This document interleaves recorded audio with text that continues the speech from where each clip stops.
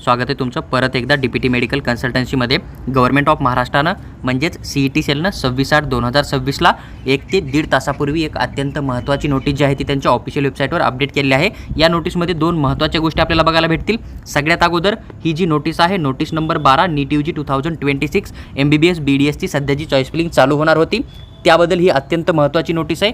Choice feeling कशी करायची, त्याचे नियम काय आहेत आणि कोणती चूक केल्यावर CET सेल जबाबदारी त्यांच्यावर घेणार नाही, पूर्ण जबाबदारी आपली असणार आहे, याबद्दल CET सेलनं मेन्शन केलेलं आहे। त्याचबरोबर अजून एक महत्त्वाची गोष्ट आहे, पहिल्या पॅराग्राफमध्ये यांनी मेन्शन केलं आहे की जे विद्यार्थी नीट एक्झाम दिलेले आहे आणि महाराष्ट्र स्टेट कोटामध्ये काउन्सिलिंगमध्ये पार्टिसिपेट करतात किंवा मेडिकल काउन्सिलिंग कमिटीमध्ये पार्टिसिपेट करतात किंवा कोणत्याही स्टेटमध्ये असो, तर त्या विद्यार्थ्यांसाठी ही एक अत्यंत महत्त्वाची नोटीस आहे।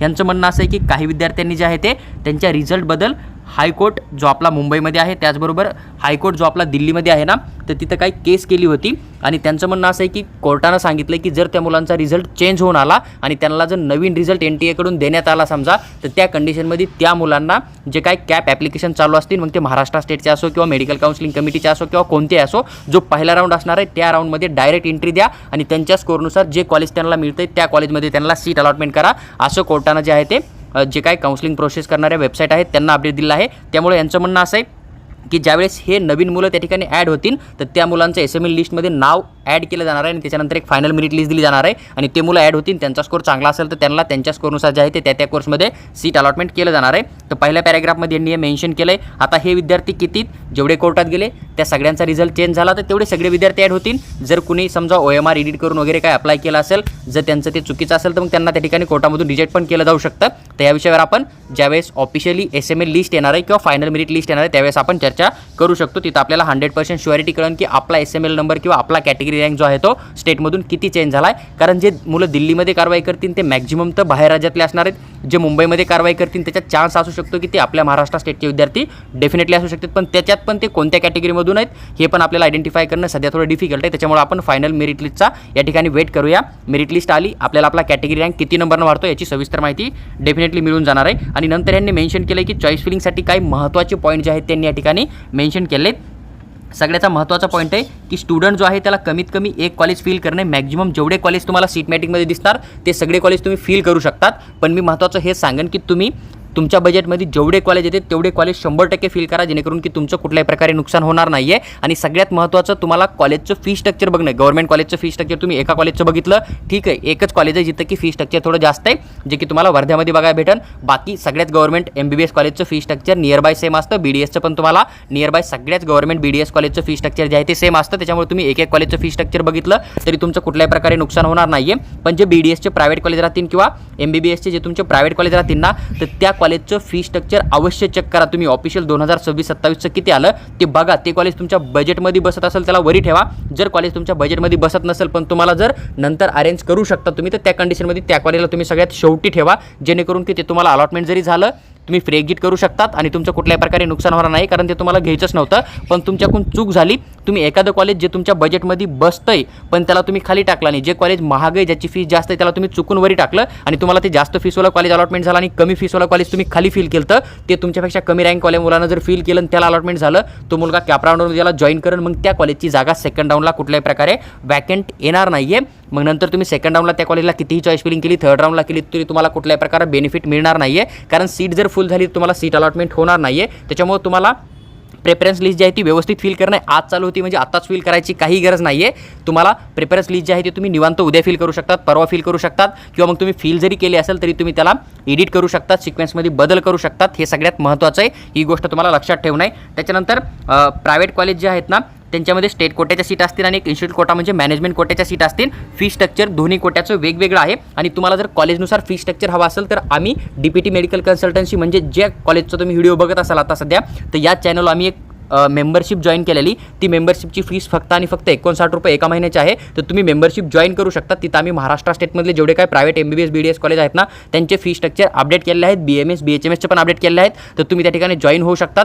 जेवढे कॉलेजचे फी स्ट्रक्चर आहेत तेवढे आम्ही अपडेट केले आहेत। ज्या कॉलेजचे फी स्ट्रक्चर अजून आले नाहीत त्या कॉलेजचे पण फी स्ट्रक्चर आम्ही व्हिडिओच्या माध्यमातून तुमच्याबरोबर नक्की शेअर करू, जेणेकरून की चॉईस फिलिंगमध्ये कोणतं कॉलेज तुम्हाला कुठं ठेवायचं आहे आणि कोणत्या कोट्यामधून किती फीस असते याची 100% खात्रीशीर माहिती मिळणार आहे।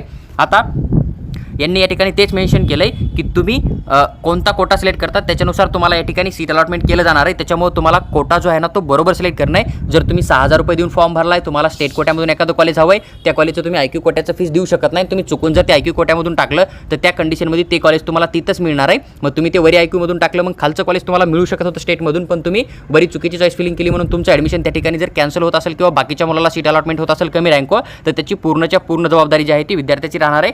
CET या ठिकाणी हेच मेन्शन केलं आहे. त्यानंतर त्यांनी मेन्शन केलं आहे की काही कॉलेजमध्ये MBBS आणि BDS दोन्ही कोर्स आहेत, जसं की SMBT नाशिक झालं, MIT लातूर झालं, तेरणा मेडिकल कॉलेज झालं, ACPM मेडिकल कॉलेज झालं धुळ्याचं. तर बऱ्याच कॉलेजमध्ये MBBS पण आहे, BDS पण आहे. तर तुम्हाला कोणत्या कोर्सला अप्लाय करणं हे तुम्हाला व्यवस्थित चेक करणं आहे आणि त्या ठिकाणी तुम्हाला त्याच कोर्ससाठी अप्लाय करणं आहे. जर तुम्ही ACPM चुकून जर MBBS किंवा BDS टाकलं आणि तुमचा चांगला स्कोर असल्यामुळे तुम्हाला ते वरीच भेटलं, तर मग तुम्ही ACPMच्या खाली जेवढे कॉलेज टाकले ते MBBSचे ते तुमच्या काही कामाचेच नाही आहेत, कारण तुम्ही वरी चुकून BDS टाकलं, मग तुम्हाला BDSच अलॉटमेंट होऊन जाणार आहे. मग खालच्या ज्या सीट आहेत ते तुमच्या कॅटेगरीमधून कमी रँक फील होणार आहेत. परत तीच कंडिशन त्या मुलांनी जॉईन केलं, सेकंड राऊंड थर्ड राऊंडला सीटच वॅकेंट नाही आली तर तुम्हाला कुठल्याही प्रकारे कॉलेज मिळणार नाही. तुम्हाला ड्रॉप करायची पण गरज पडू शकते आणि CET तुमचं कुठल्याही प्रकारे कोणतंही बोलणं ऐकणार नाही आहे, कारण CET आज नोटीस टाकली की काउन्सिलिंगचे चॉईस फिलिंगचे नियम असे आहेत. जर तुमची काय चूक झाली तर त्याच्यासाठी वैयक्तिक जबाबदारी ही विद्यार्थ्याची आणि पालकाची असणार आहे. त्यांनी साफ मेन्शन केलेलं आहे. त्यानंतर त्यांनी अजून चौथा पॉईंट मेन्शन केला आहे की candidate should preference order starting from most preferred college quota top followed next prefer. म्हणजे त्यांचं असं म्हणणं आहे की बाबा तुम्ही जे कॉलेज फील करणार आहेत ना, तर तुम्ही अगोदर तेच कॉलेज टाका जे की कॉलेज तुम्हाला कन्फर्म ॲडमिशनसाठी हवं आहे. त्याच्यानंतर तुम्ही सेकंड नंबरला जे कॉलेज तुम्हाला घेणं आहे ते टाका, त्याच्यानंतर थर्ड नंबरला जे घेणं आहे ते टाका, आणि जे कॉलेज तुम्हाला घेणं नाही आहे किंवा सगळ्यात शेवटी टाकणे ते कॉलेज तुम्ही सगळ्यात शेवटी ठेवा. जे कॉलेज तुम्हाला हवं आहे ते वरी टाका, त्याच्यानंतर 2 नंबर 3 नंबर असं तुमचं प्रेफरन्स अरेंज करा. जर तुम्ही बाय चान्स एखादं कॉलेज इकडे तिकडे टाकता किंवा NRI कोटाचा अगोदर टाकता किंवा IQ कोटाचा अगोदर टाकता, तर त्या कंडिशनमध्ये जे काय अलॉटमेंट होणार आहे त्याची पूर्णच्या पूर्ण जबाबदारी तुमची असणार आहे. हे यांनी ठिकाणी मेन्शन केलं आहे. त्यानंतर त्यांनी मेन्शन केलं आहे की once candidate have fill their prefer choice should lock the preference. म्हणजे तुम्ही एकदा चॉईस फिलिंग फील केली तर त्याला तुम्ही लॉक करा, असं CET म्हणणं आहे. नंतर त्यांचं म्हणणं आहे की तुम्ही एक वेळेस जर सबमिट केलं किंवा लॉक केलं तर तुम्ही त्याला मल्टिपल टाइम्स एडिट करू शकतात. तुम्हाला फक्त अनलॉक करण्यासाठी OTP लागणार आहे. एक OTP तुमच्या मोबाईल नंबरवर येणार आहे, एक OTP तुमच्या मेल ID येणार आहे. जर तुमचा मेल ID चालू असेल, मोबाईल नंबर तुमच्याकडे असेल तरच तुम्ही लॉक करा, अन्यथा तुम्ही एकदम शेवटी लॉक करू शकतात किंवा एकदम शेवटी CET त्याला स्वतः पण लॉक करून घेणार आहे. त्याच्यामुळे तुम्हाला लॉक करायची आत्ताच घाई नसावी, माझा हा तुम्हाला सगळ्यात महत्त्वाचा सल्ला राहणार आहे. पण जर तुमच्याकडे OTPसाठी मेल ID आणि मोबाईल नंबर असेल तर त्या कंडिशनमध्ये तुम्ही लॉक करू शकता, नंतर त्याला परत एडिट पण करू शकता. ही गोष्ट लक्षात ठेवा. त्यानंतर यांनी मेन्शन केलं आहे की जर तुम्ही लास्ट सेव्ह असणार आहे किंवा जे तुम्ही सगळ्यात शेवटी लॉक करणार आहे ना प्रेफरन्स, त्या प्रेफरन्सनुसार तुम्हाला जे आहे ते सीट अलॉटमेंट केलं जाणार आहे. आणि एकदा का डेट निघून गेली की त्यानंतर तुम्हाला कुठल्याही प्रकारे कोणतीही संधी एडिट करण्यासाठी दिली जाणार नाही आहे, हे यांनी या ठिकाणी मेन्शन केलेलं आहे. आणि तुम्ही जर चॉईस फिलिंग लॉक नाही केली तर ज्यावेळेस शेवटचे 2-3 मिनिटं असतील त्यावेळेस CET त्या प्रेफरन्सला स्वतः लॉक करणार आहे किंवा 2-3 सेकंदामध्ये CET स्वतः लॉक करून घेईन आणि ती जी प्रेफरन्स असेल त्यानुसार तुम्हाला जे आहे ते 100% सीट अलॉटमेंट केलं जाणार आहे. आणि डेट निघून गेल्याच्या नंतर मग तुम्ही कितीही चेंज करायचा प्रयत्न केला तरी ते कुठल्याही प्रकारे चेंज होणार नाही आहे, तुम्ही काही ॲक्शन करू शकणार नाही, हे CET साफ मेन्शन केलं आहे. नंतर त्यांनी स्टुडंटला एक ॲडवाईस दिली की तुमची जी प्रोसेस आहे ना ती तुम्हाला टायमामध्ये कंप्लीट करणं आहे. तुम्हाला एकदम लास्ट मोमेंटला चॉईस फिलिंग नाही करणं, कारण तिथं जर टेक्निकल ग्लिच आला किंवा नेटवर्क प्रॉब्लेम असेल किंवा तुम्ही एखाद्या विलेजमध्ये राहताय, मग तुम्ही सिटीमध्ये जाऊन फील नाही करू शकत, तुमच्याकडे लॅपटॉप नव्हता किंवा मोबाईल नव्हता किंवा तुम्हाला वेबसाईटमध्ये प्रॉब्लेम आला किंवा तुमच्या गावामध्ये लाईट नव्हती, नेटवर्क नव्हतं, तर अशी कुठल्याही प्रकारे तुमची तक्रार जी आहे ती CET ऐकून घेणार नाही आहे. त्याच्यामुळे चॉईस फिलिंग चालू होते. उद्याचा दिवस आहे, तुम्हाला उद्या चॉईस फिलिंग करणं कंपल्सरी, पण तेच की तुम्ही अगोदर इन्फॉर्मेशन कलेक्ट करा फीसची ते आणि त्याच्यानंतर फील करा. तुम्ही वाटलंच तर अगोदर फील करून ठेवू शकतात, मग नंतर तुम्ही इन्फॉर्मेशन कलेक्ट करा. मग नंतर जो काही शेवटचा दिवस असेल तर त्या दिवशी तुम्ही दुपारी किंवा 12-1 वाजता जे आहे ते त्याला एडिट करून तुम्ही परफेक्टली अरेंज करू शकतात आणि त्याच्यानंतर त्याला लॉक करून तुम्ही सबमिट करून देऊ शकतात.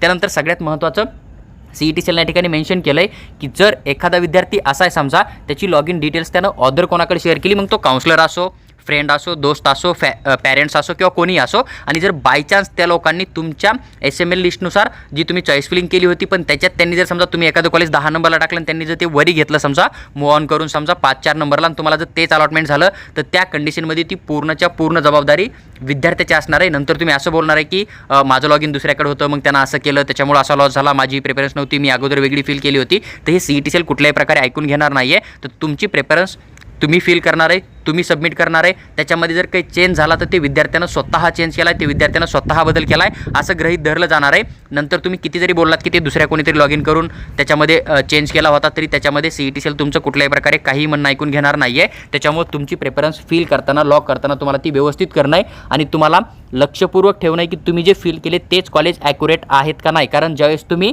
त्याला अनलॉक करणार आहे, चेंज करणार आहे, तुम्हाला OTP येणार आहे, तो OTP तुम्ही कोणालाही शेअर करणार नाही. हे सगळ्यात महत्त्वाचं अपडेट आहे. तर CET सेलनं जे एक नोटीस टाकलं होतं, त्या नोटीसमध्ये जेवढी काही इन्फॉर्मेशन होती ती सविस्तर इन्फॉर्मेशन मी तुमच्याबरोबर शेअर केली आहे. व्हिडिओ आवडला असेल लाईक करा, चॅनलला सबस्क्राईब करा, आमच्यासोबत जुळून राहा, जेणेकरून फ्युचरमध्ये येणारी प्रत्येक अपडेट आम्ही तुमच्याबरोबर डिटेलमध्ये एक्सप्लेन करून नक्की शेअर करू. त्याचबरोबर जर तुम्हाला कॉलेजनुसार फी स्ट्रक्चरची इन्फॉर्मेशन हवी असेल तर तुम्ही आमच्या चॅनलची मेंबरशिप जॉईन करा. तिथं आम्ही सगळ्यात प्रायव्हेट MBBS कॉलेजचं फी स्ट्रक्चर अपडेट केलं आहे आणि आज उद्या BDS प्रायव्हेट कॉलेजचं फी स्ट्रक्चर पण आम्ही डेफिनेटली शेअर करू, जेणेकरून की तुम्ही दोन्ही कोर्सला जर अप्लाय करायचा विचार करता तर तुम्ही फी स्ट्रक्चर बघून तुमच्या बजेटमध्ये जे कॉलेज येतं आहे त्याला तुम्ही थोडं वरी फील करून जे आहे ते एक चांगलं आणि कमी फीसचं कॉलेज महाराष्ट्रामध्ये डेफिनेटली सिलेक्ट करू शकतात आणि तुमचं ॲडमिशन कन्फर्म करू शकतात. तुमचं कुठल्याही प्रकारे वार्षिक नुकसान होणार नाही आहे. आणि जर तुम्हाला ही PDF हवी असेल फ्री ऑफ कॉस्टमध्ये तर तुम्ही आमचं WhatsApp चॅनल किंवा टेलिग्राम चॅनल जॉईन करा. तिथं आम्ही ही PDF तुम्हाला फ्री ऑफ कॉस्टमध्ये डेफिनेटली शेअर करू.